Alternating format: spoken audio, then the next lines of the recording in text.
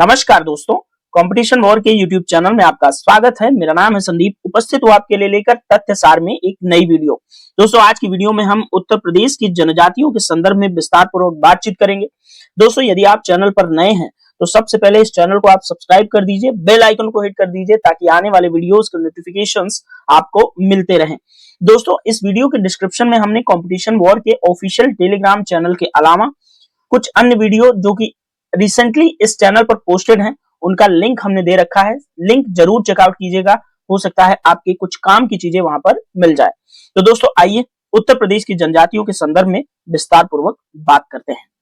दोस्तों, भारत की कुल अनुसूचित जनजातियों की जनसंख्या का 1.09% उत्तर प्रदेश में पाया जाता है। ठीक है, भारत की कुल जनजातीय जनसंख्या जो है उसका 1.09% उत्तर प्रदेश में पाया जाता है। दोस्तों, उत्तर प्रदेश की कुल जनसंख्या में अनुसूचित जनजातियों का प्रतिशत 2011 की जनगणना के अनुसार 0.6% है। भारत के राष्ट्रपति के संविधान अनुसूचित जनजातियां उत्तर प्रदेश आदेश 1967 के तहत उत्तर प्रदेश की दोस्तों उत्तराखंड सहित 5 जनजातियों जिनमें भोटिया, बुक्सा, जौनसारी, राजी एवं थारू को अनुसूचित जनजाति का दर्जा दिया गया था। कब? 1967 का जो आदेश आया था राष्ट्रपति का। ठीक है दोस्तों, उत्तराखंड के अलग हो जाने के बाद आप जानते हैं कि 2000 तक उत्तराखंड उत्तर प्रदेश का ही हिस्सा था। जब उत्तर प्रदेश से उत्तराखंड अलग हो गया, उसके बाद 2003 के संशोधन आदेश द्वारा 10 अन्य जनजातियों को दोस्तों अनुसूचित जनजाति का दर्जा दे दिया गया। ठीक है, इतना आपको जनजातियों के संबंध में कुछ मूल बातें समझ आई।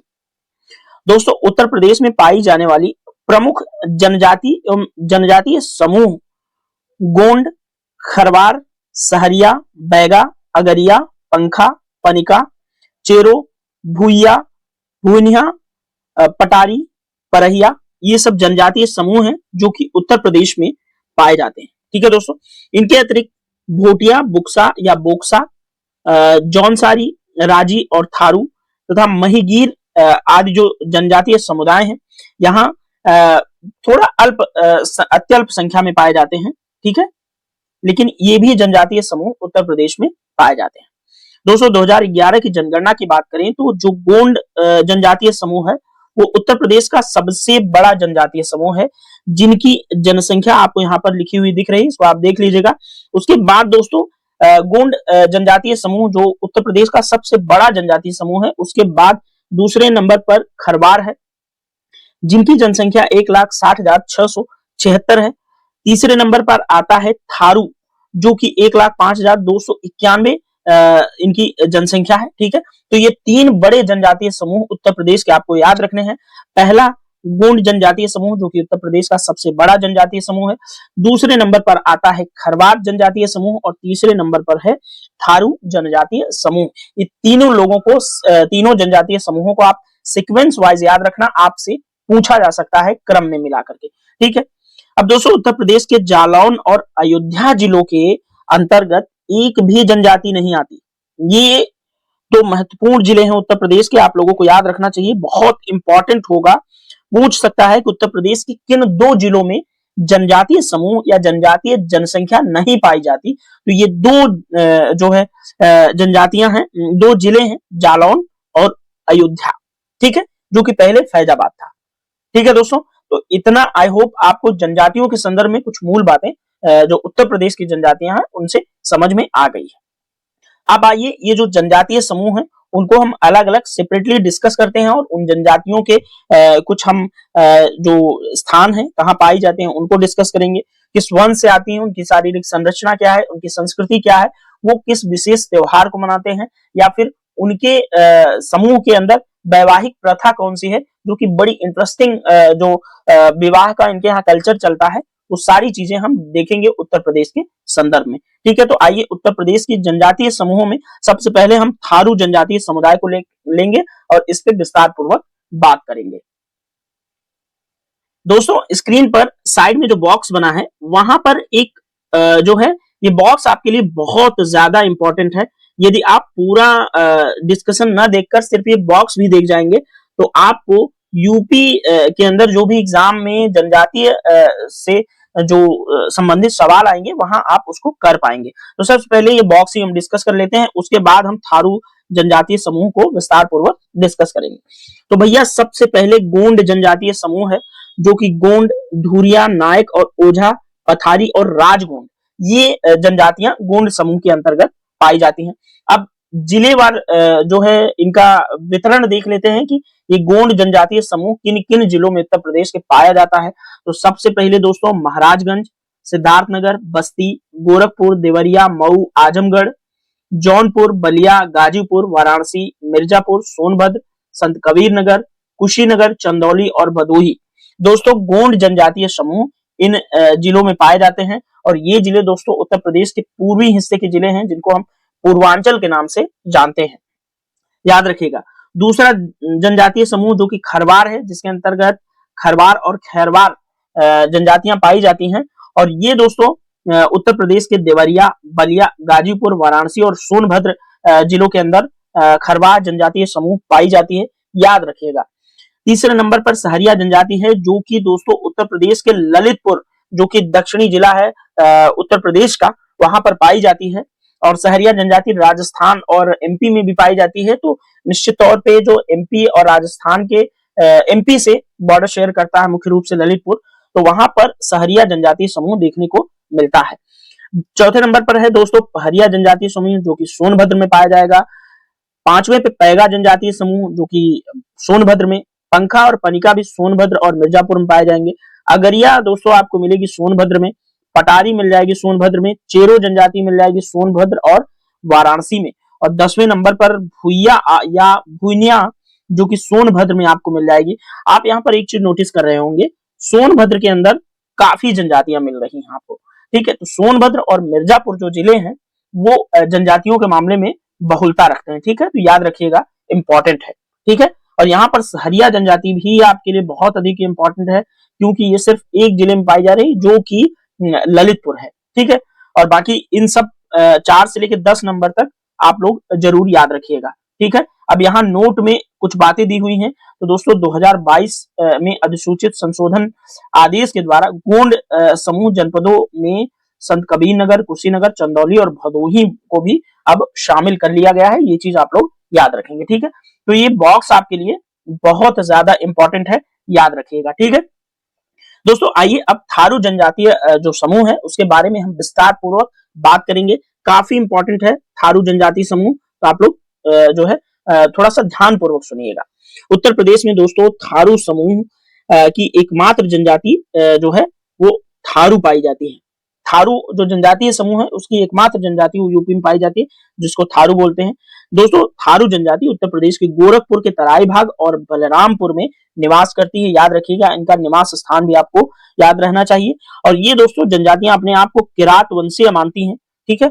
और थारू जनजाति के लोगों की जो शारीरिक संरचना होती है दोस्तों, उसकी प्रमुख विशेषताएं ये हैं, इनमें कद जो है छोटा होता है थारू लोगों का, चौड़ी मुखाकृति होती है और चमड़ी का जो रंग होता है वो पीला होता है थारू जनजातियों का, याद रखिएगा।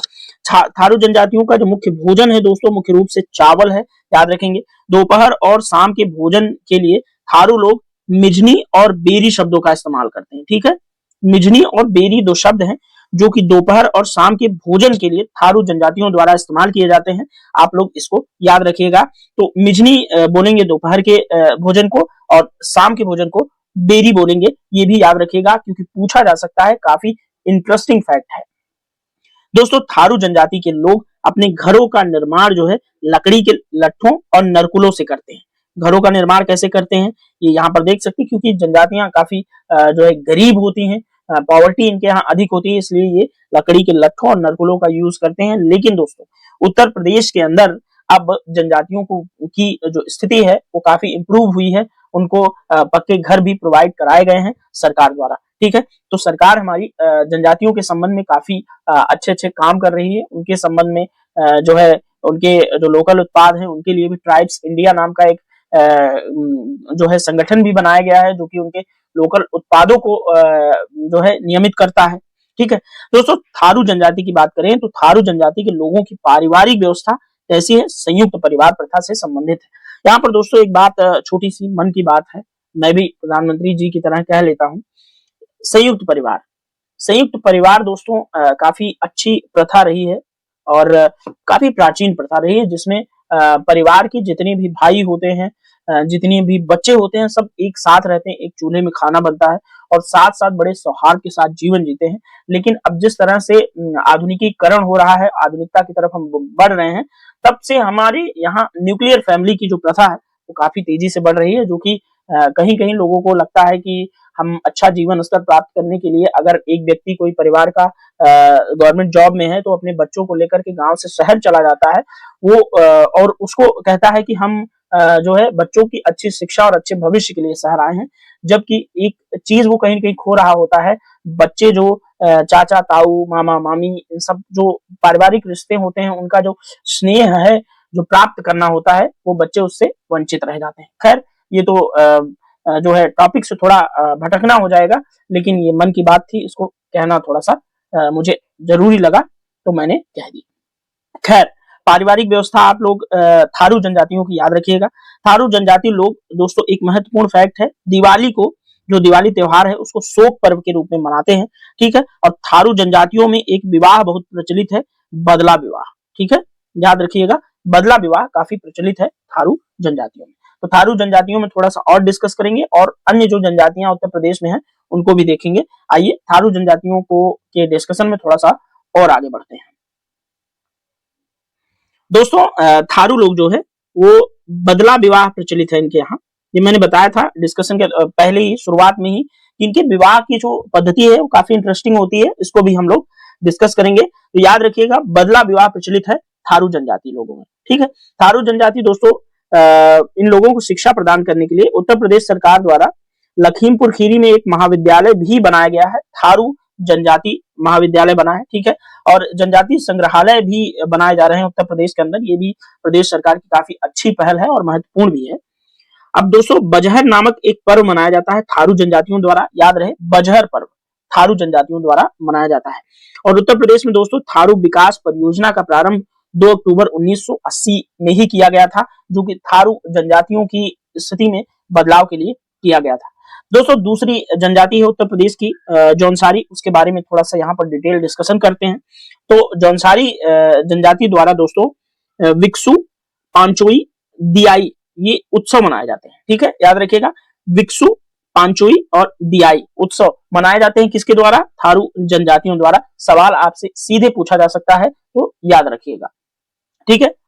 दोस्तों रासो, घुमसू, झेला, घोड़ो, धी, ढुईचा, जंगबाजी, सराई तथा अडे काडे ये नृत्य हैं थारू जनजातियों द्वारा किए जाते हैं। तो नृत्यों को याद रखिएगा, रासो, घुमसू, झेला, घोड़ो, धी, ढूडचा, जंगबाजी, सराई, अंडे कांडे ये सब नृत्य हैं थारू जनजातियों द्वारा, याद रखिएगा, इंपॉर्टेंट हो सकते हैं, सवाल पूछा जा सकता है। बुक्सा और बुक्सा जनजातियां देख लेंगे। तो बुक्सा जनजातियां दोस्तों उत्तर प्रदेश के बिजनौर जिले में पाई जाती हैं, जो पश्चिमी उत्तर प्रदेश का एक जिला है, ठीक है। और दोस्तों बुक्सा जनजातियां जो है पटवार राजपूत घराने से ये अपना संबंध बताते हैं, याद रखिएगा। कौन सा राजपूत घराना है? तो पटवार राजपूत घरानों से अपना संबंध बताती हैं बुक्सा जनजातियां, ठीक है दोस्तों। यहाँ पर बुक्सा को थोड़ा जो है इरेज कर देते हैं, उसके ऊपर पेन चला दिया था, ठीक है। तो पटवार राजपूत घराना, बुक्सा जनजातियां या बुक्सा या भोक्सा जो भी आप याद रख सके। बुक्सा जनजातियां दोस्तों सामाजिक स्तरीकरण इनमें पाया जाता है। और दोस्तों बुक्सा जनजातियों द्वारा बोलचाल की भाषा में हिंदी भाषा का प्रयोग किया जाता है। बुक्सा जनजातियों की सर्वोच्च पंचायत का व्यक्ति होता है, उसको तखत बोलते हैं ये लोग, याद रखिएगा। बुक्सा जनजाति की पंचायत का जो सर्वोच्च व्यक्ति है उसको तखत बोलते हैं। बुक्सा जनजाति के लोग दोस्तों चामुंडा देवी की पूजा करते हैं, याद रखिएगा, चामुंडा देवी की पूजा करते हैं बुक्सा या भोक्सा जनजाति के लोग, ठीक है। आपसे सवाल सीधे सीधे पूछ सकता है, तो इसलिए याद रखिएगा। और प्री एंड मेंस दोनों एग्जाम के लिए काफी इंपॉर्टेंट है।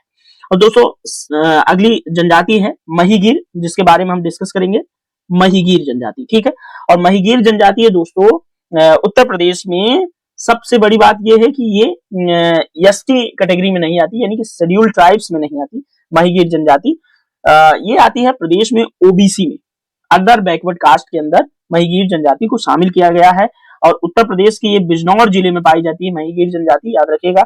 महिगीर समुदाय के लोग दोस्तों इस्लाम धर्म के अनुयायी होते हैं, ठीक है।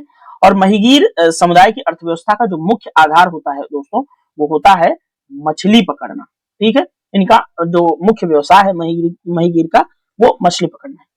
दोस्तों स्वतंत्रता के पूर्व के अभिलेखों में महिगीर जनजाति को मुस्लिम जनजाति के रूप में अभिहित किया गया। वर्तमान में ये भारत के किसी भी राज्य में जनजाति के रूप में अनुसूचित नहीं है, ये याद रखिएगा, काफी इंपॉर्टेंट फैक्ट है, ठीक है।